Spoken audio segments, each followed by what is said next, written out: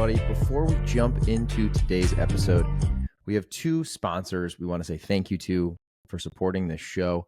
The first one is Routine. You guys have heard me talk about Routine, honestly, back from the early days of the podcast, and it's still a product I use every single morning. They have a prompt for me here. I'm going to do a little impromptu on this ad read today because honestly, this is a product that I truly believe in. And so I'm just going to tell you guys exactly what I think and why. First and foremost, this is a stat that they shared, but when you sleep, you lose between a pound and a half of water. And most of that's just sweating while you sleep. I used to not know if that was actually true, to be honest. I felt like a pound to a pound and a half of water seemed like quite a bit while I slept. But the one thing I did constantly pay attention to when I started using Routine was just the fact that before using Routine, I always felt a little dehydrated in the morning. And I'm one of those people that when I get up really early usually. I work out. One of the first things I do is some form of fitness. It's just like what I do before everyone's awake. And so it's very easy for me to grab a coffee, pre-workout, an energy drink, something with caffeine in it, and just go. When I am good about using Routine, first, I basically they come in these little single serve packets. They contain half an organic lemon, a tablespoon of apple cider vinegar, Himalayan sea salt, all 6 essential electrolytes, and they have no sugar in them at all. A lot of hydration products are going to have sugar. So one of the things about Routine that I love is that there's no sugar in there. So when I am good about doing this consistently, I will take one of those single serve packets, I'll throw it in my mixer bottle, and whether I also put in a pre-workout or something with caffeine or I just drink that separately, I try to drink that first. And the days I do that, I do genuinely feel hydrated and just have a different form of clarity all morning. A lot of people have tried to make their own homemade versions of Routine, right? You see people they take a shot of the apple cider vinegar, they put a little sea salt, a little lemon in a drink. This is essentially that, but in a product that you can take with you on the go, have it ready for you first thing in the morning. I know me personally, when I'm groggy rolling out of bed, the last thing I want to do is, squeeze a lemon, cut lemons up, go get the apple cider vinegar, find my sea salt. I just rip this packet open, throw it in my water, drink it, and it's good to go. You can try yours today. If you haven't tried it yet and you've been listening to this podcast for years, just try the damn Routine. Give it a shot. You can use code ShaneWhite30 and get 30% off your first order. So you get 30% off by using code ShaneWhite30 and go to yourroutine.com. To make it even easier, I've added the link to yourroutine.com in the show notes. So just click on the show notes for this episode, click on the link to yourroutine.com, and don't forget to use code ShaneWhite30. All right, guys, today's episode is also brought to you by NeuroRoast. Again, I'm going to go a little off script here. NeuroRoast is a product that I also came across during this year of 2023. They are a coffee company that's helping you optimize your brain function and overall well-being. This is another product that, to be honest with you, when I first started working with it, I was a little on the fence. I was like, do I really want to have mushrooms in my coffee?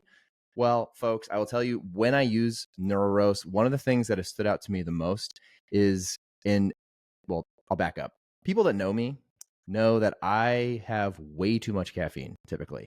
One of the things this year I've done a good job of is cutting out alcohol. Not completely, but predominantly, I don't touch a lot of alcohol anymore.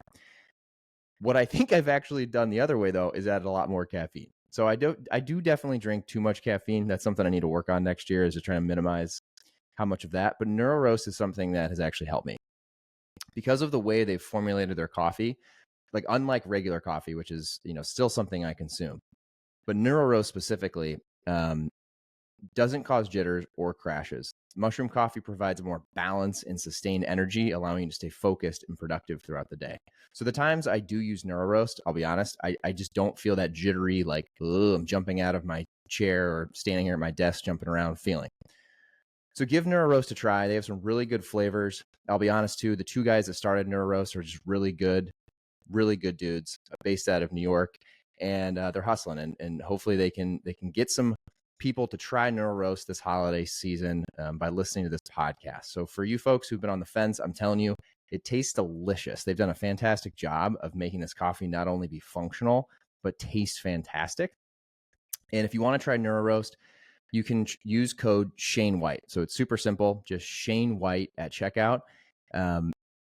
you'll also get 30% off. So if you go to neuroroast.com, and once again, I have added that to the show notes. So just click into the show notes while you're listening to this episode. You can click on NeuroRoast link directly. Don't forget to use code just Shane White, and you'll get 30% off your order. Hope you guys love both these products. I'm trying to not only bring you guys products that I use, but that I believe in on the podcast. I'm not taking ad reads for any brands that I don't really believe in. So anyway, hope you guys love both those products, yourroutine.com and neuroroast.com. I've added those links to the show notes. I hope you guys love it. And I got an awesome guest coming up right after this.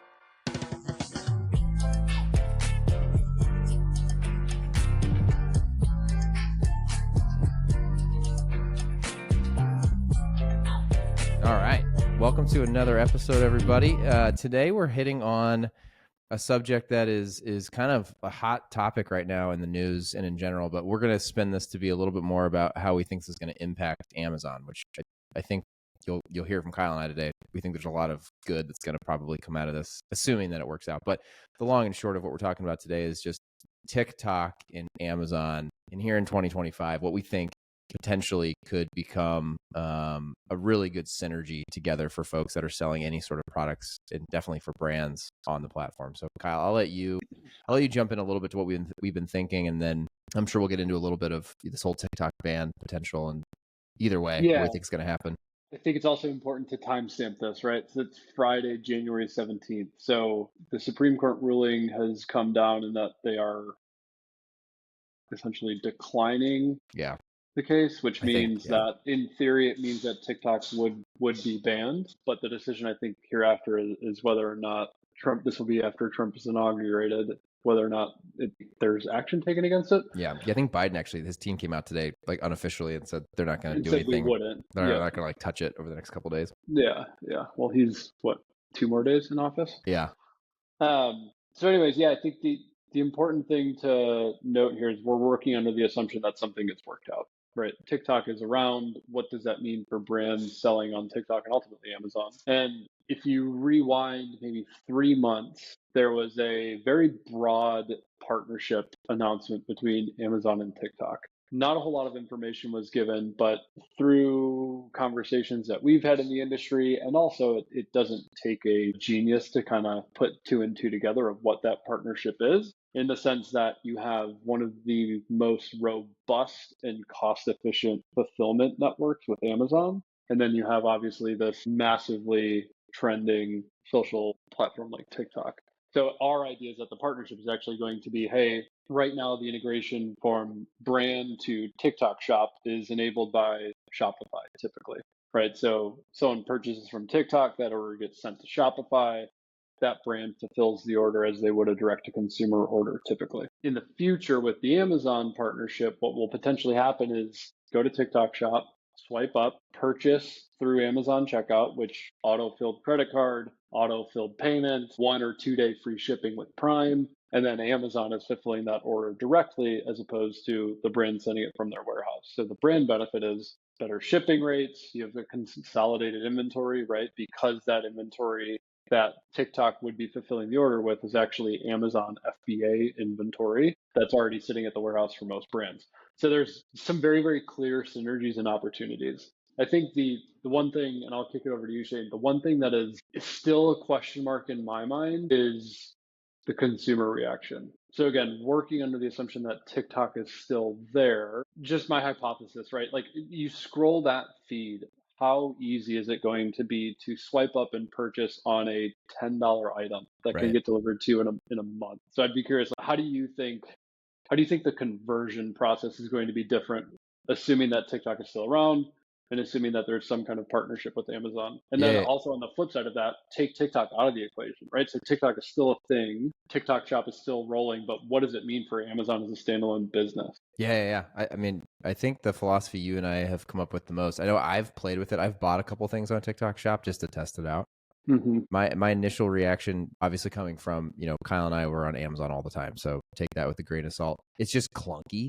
today. And again, I think, most consumers are Gen Z and millennial, so they probably can navigate TikTok better than maybe our parents would on average. But if you're used to the shopping experience on Amazon where it's just so simple, I mean, there's so many things now. I just hit buy now. I don't even add it to the cart. I just hit buy now. It's one more click and you're done. Yep. The thought that if they can integrate those two together, I think for a lot of people, it's crazy how many brands have really popped off and become viral on TikTok, knowing how difficult the fulfillment side of it and just the checkout process is, to be honest. So my initial reaction is, if you can just get the ease of Amazon's checkout and have like a buy now type of mechanism, I mean, Jesus, I have no clue how high the ceiling is for brands that are already doing crazy volume, right? So I think it could only make TikTok bigger is really like the takeaway. Like I think if they can integrate, it's not only going to make it easier to check out, but if it's backed by Amazon, it's going to be connected to your Amazon account. I just think more and more people are just inevitably moving to that, and so it'll be such an organic way to transact. Then your other question was more around. Can you rephrase that again? Like if TikTok's still here, what does it mean for folks on Amazon? Yeah, right. Because I think what's interesting, and we've talked about this, the two of us, before. TikTok and TikTok Shop and the potential partnership and what we think that partnership will mean for TikTok is, I think, kind of on the cusp of growth, where specifically for food and beverage was where Amazon was in like 2014, let's call it, right? Because if 2014, Amazon was obviously growing exponentially.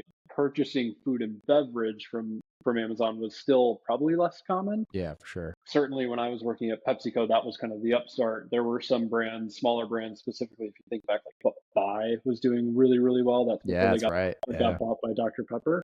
I feel like TikTok is kind of right on that breaking point of shopping in general blowing up on TikTok, and therefore what does that mean for Amazon?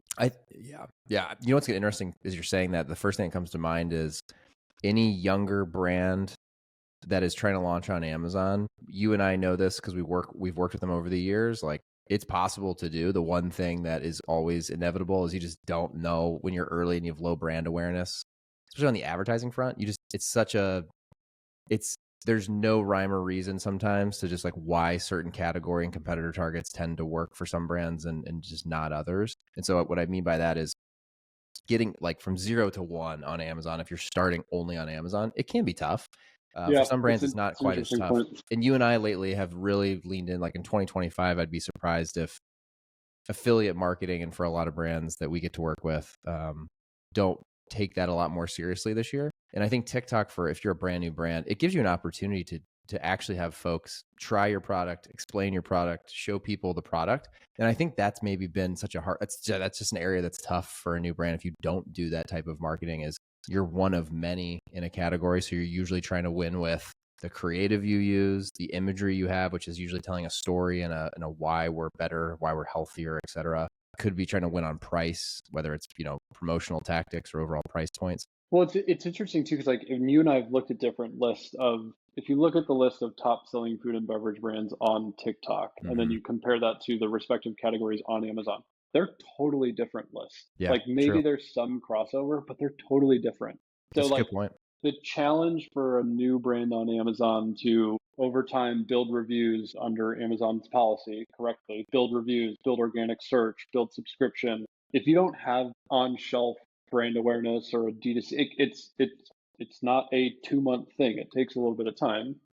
Where with TikTok, you and I are still trying to crack this nut of like, what is the formula to a food and beverage brand going from 0 to 100 on TikTok? And what we've learned thus far is it's trial and error. It's posts every day. It's user generated content. It's being authentic. All of these things. But is it going to become easier to start at 0 on TikTok and then build your Amazon presence, or is it make sense to just do both at the same time? It's going to be interesting to see. Like, true. You and I, we're not super old, but we're certainly not 24, 23. We're not Gen Z, right? So like, what is the 20-year-old who's creating something in their dorm room within the food and beverage category? Are they thinking, oh, I'm going to get this on TikTok? Or are they thinking, I'm going to get this on Amazon? It's got to be the first one. It's got to be the first one. I think you almost want to do it at the same time. Like, I guess if we can back up and if they can integrate and make it seamless, then you would do both. You'd be like, okay, the infrastructure is Amazon. Like, get it set up, get it all ready to go, have advertising, like it needs to be like a full running engine. But then you really are leaning in from an overall content perspective to just get affiliates into TikTok. Like if you and I launched anything, I think that would be the strategy. We'd be like bulletproof Amazon strategy, have Amazon ready to go, like inventories, everything looks A+ on the Amazon side.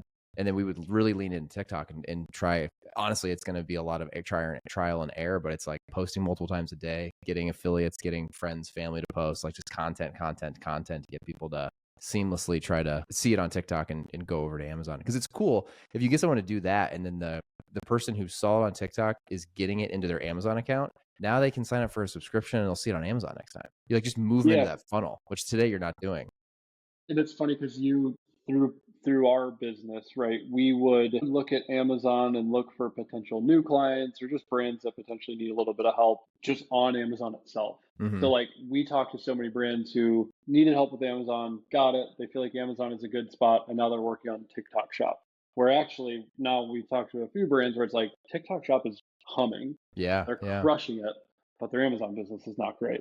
It's true. Yeah, that has been a pivot in the last 6 months or so.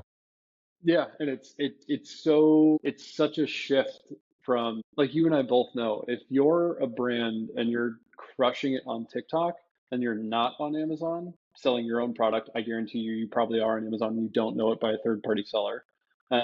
If you're crushing it on TikTok and you're not on Amazon or you're not focused on Amazon, that is just a freaking gold mine of growth, because the amount of people who are trying once on TikTok and then going to Amazon for their groceries, their laundry detergent, and then everything else that they potentially bought on TikTok to see if they can just get it in one delivery. Right. That has to be happening. That has to be happening. Yeah, and I think in 2025, cross our fingers that TikTok's still fully around, which I think it will be. Yeah. It would make a lot of sense, though. I mean, here's our big, bold prediction. You and I have talked about this a lot. It would make a ton of sense if Amazon figured out a way to buy them. They don't have, they're trying, it's funny. They're trying like the Amazon influencer network, and you're seeing it pop up on a lot more real estate with videos now at the bottom of reviews, but it's just kind of clunky. I don't know. Yeah. And that maybe the mobile integration is better. I mean, Jeff could always use a bigger yacht. So yeah, exactly. Take a little cash now, turn into more cash later. That's what he does. Yeah. That's a good way. That's a good way to end this podcast. Yeah. Amazon should buy TikTok because there's always a bigger yacht. Exactly. There's always a bigger yacht. There's always a bigger yacht. All right, dude. Well, good. This is a good one. This is a good one with a lot of not even pop culture, just fresh news. So we'll drop this one on Monday. Good. Cool. All right, everybody. Thanks for listening. See you guys.